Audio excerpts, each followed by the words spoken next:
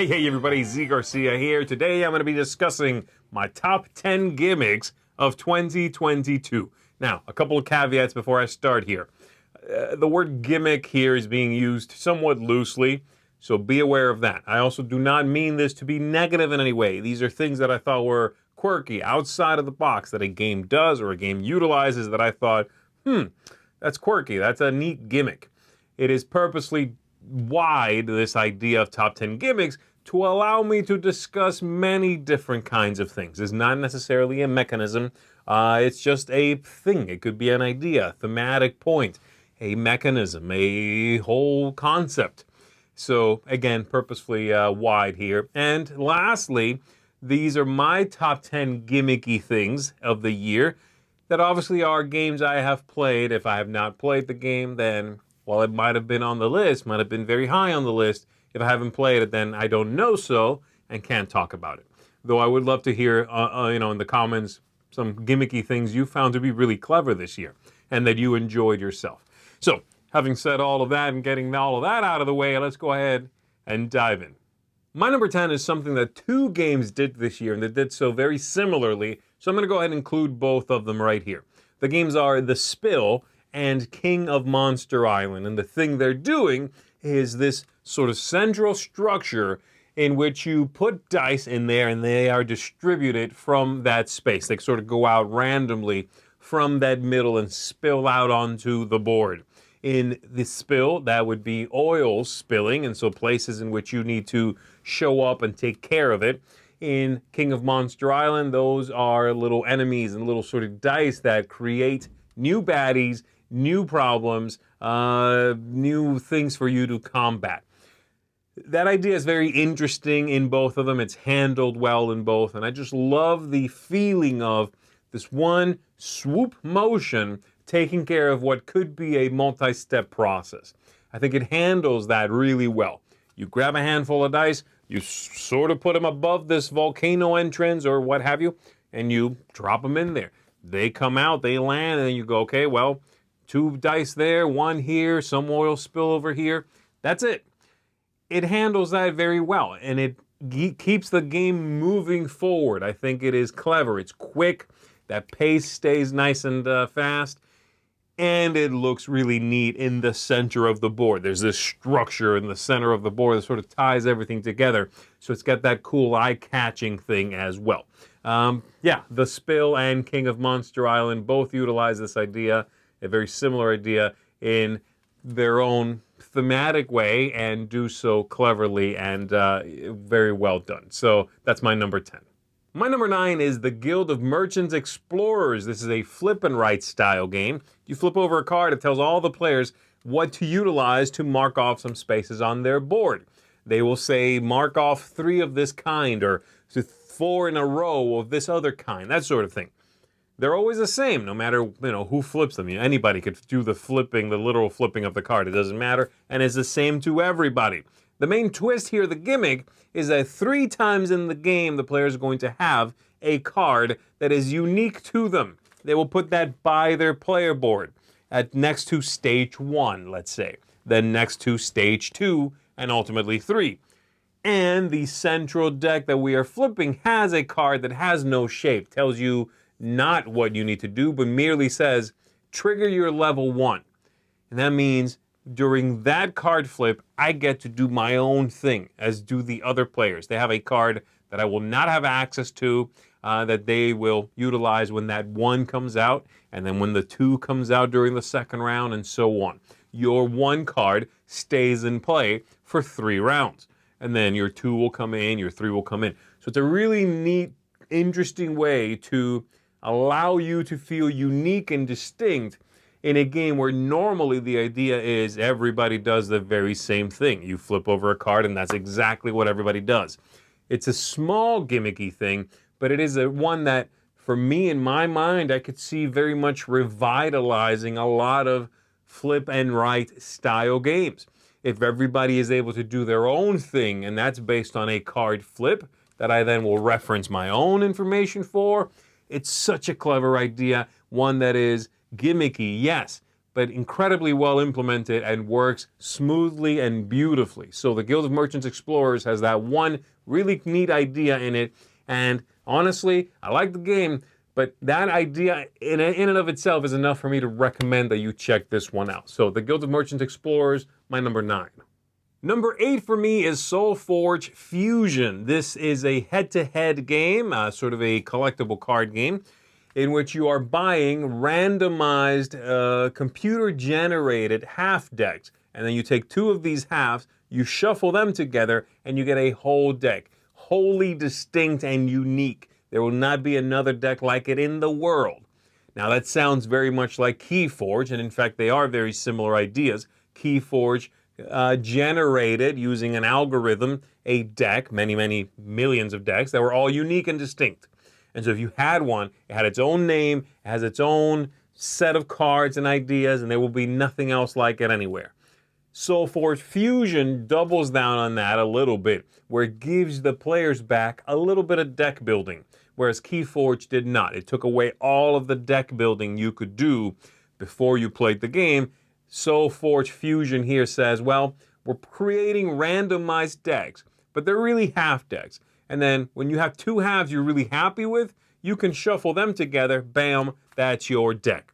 It's a little gimmick on top of, well, a really big gimmick, but that's enough to give the player some agency, to allow you to decide what things you want to mix. And the game on top of that is pretty clever as well. So that big gimmick, of course, the computer-generated, algorithmically created, decks of cards, but then mixing 2 of those halves, letting you be the ultimate guide of your deck, the ultimate stamp of approval as to what the cards you're playing with will be and will look like. My number 7 pick is Ready, Set, Bet, a game that has been very popular here near the end of the year. And in it, you are placing bets on a horse race. That horse race, those bets are all done in real time. You're going to have one player rolling a die furiously, moving the horses along as their dice are rolled, their number is rolled, and the other players are all, again in real time, able to place bets on various things. Eventually, as horses cross specific lines in that race, you're no longer able to bet on them, and once that race is over, you will be paid out based on how well you did. So it's a game that works mechanically like many other games we've seen before. But instead of having these turns go around the table where we move some horses, players can make a bet around the table, then we move some horses and do it again. It's all happening in real time. It's all chaotic and loud, and the players immediately start getting into it, shouting at these inanimate horses, frantically throwing out their bets, hedging and waiting and hoping to see one more tick up or of a specific horse before they go, boom, yes, I'm in, maybe having somebody take that spot from them. It's chaotic, it's fun, it's wild, it's energizing. And it's a huge gimmick that really pays off. It's one of those games that manages to feel like the thing it says it's emulating. This one does give you that feeling of frenetic, cheering on the horses as they're racing down the track. So Ready, Set, Bet, it's definitely not a game for everyone. I think there's plenty of folks who are going to be, pushed out by the very nature of the idea here. But if you want something that really feels like the thing it says it's emulating, Ready, Set, Bet is probably one of the best ones for that. Number 6 for me is Hand to Hand Wombat. Hand to Hand Wombat here is a game in which you're going to be playing with your eyes closed. You are going to be stacking things in the center of the table, cooperating with the other players, but you have a traitor amongst you who's going to be attempting to mess up the things you are building. It's absolutely a gimmick through and through. It is a game that is one of those that's sort of also fun to watch and not just mess with and play. It's ridiculous, it's bizarre, but it works really well. And it's one that I think a lot of people are going to have a good time with. It's clever, it's different. This idea of we must cooperate, doing a task that is really menial. It's fairly simple what it is we're doing, but we've got someone at the table with special advantages who's going to be working against us in our pursuit. That's fun. So for a very gimmicky game, very sort of For anyone, mass market kind of feel, hand-to-hand wombat is a really good one if you want something different. You want to find a gift for somebody that looks and feels like nothing else they've played before. This is one I would very much recommend. Dead Reckoning is my number 5 pick here for a few different things. Dead Reckoning has those clear cards that you're going to be building up your characters with. You're going to have them at a basic level at the beginning, but as you add new cards, you take the cards in there and flip them over and put them back inside the sleeve. The characters themselves will level up. But that's not even what I'm talking about. I've got a game coming up that I think is an even better example of how to use those transparencies to do leveling up and character creation. The main thing here is combat, is what I think is the main gimmick. There is a cube tower, sort of, in which you are going to take all the pieces that are fighting and throw them into this cube tower. They will roll and land out into this area. Depending on where those cubes land, they will be affecting the opponent. They can be hits, double hits. You may need to take them and throw them back in, and they become extra attacks. There's all sorts of things that can happen. And again, much like the Spill and King of Monster Island, it takes an idea, a thought that could be prolonged, that could be multifaceted, and goes, nope, this is all going to be compressed down to grab some cubes, throw them in the hole at the top of this thing, and figure out what happens in combat. I really like that idea. I don't want it in every game by any means, but I think if you are trying to take many concepts and shove them down into one, this game, Dead Reckoning, manages to do that really well with that combat system. So that's the main gimmick, in my opinion, that I take away from the game. Combat is distinct. It is wholly its own thing, and you know what? It works out pretty well. So there you go, Dead Reckoning.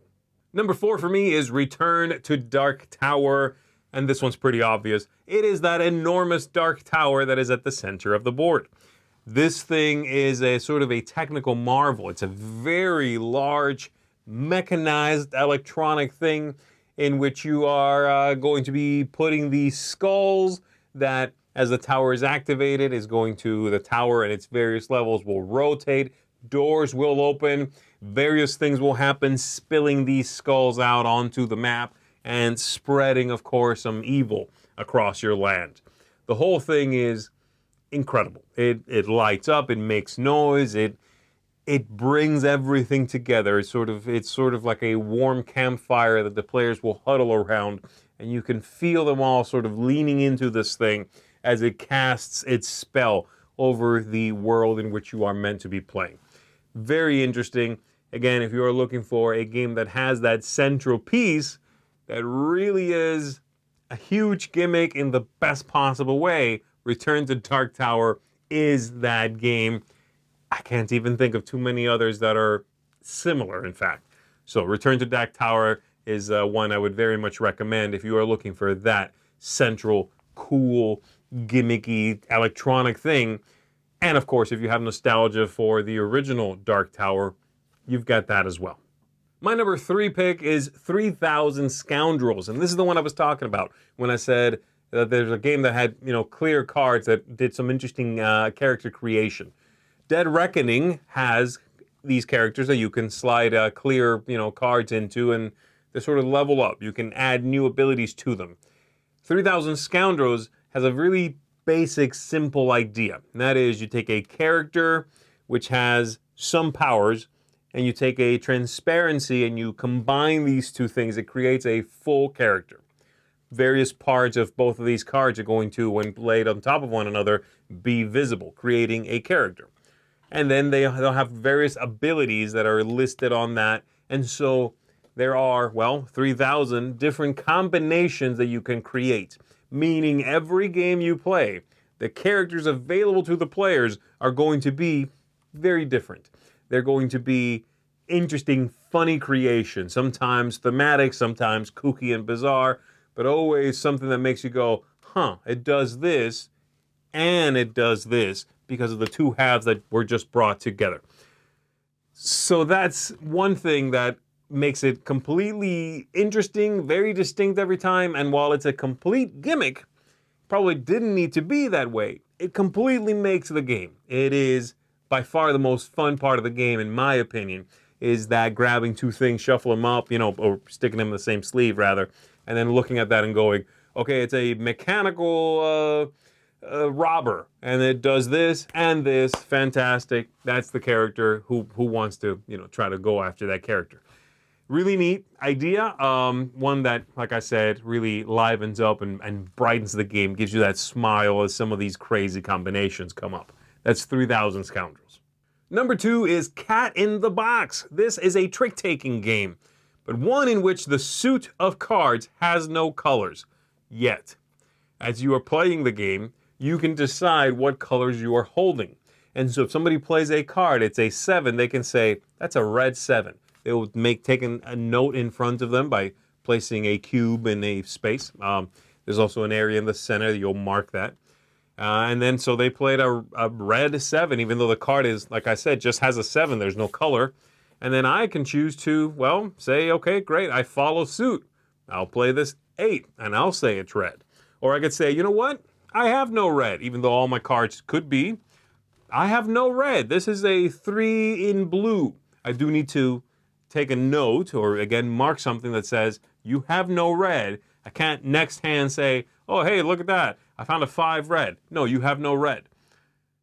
That idea of the game adapts to what we are saying we have. It remembers what you said. You have so much freedom. It's so strange. It's so gimmicky. And yet, it really works well. This is one of the cleverest trick-taking games that I've played in recent memory.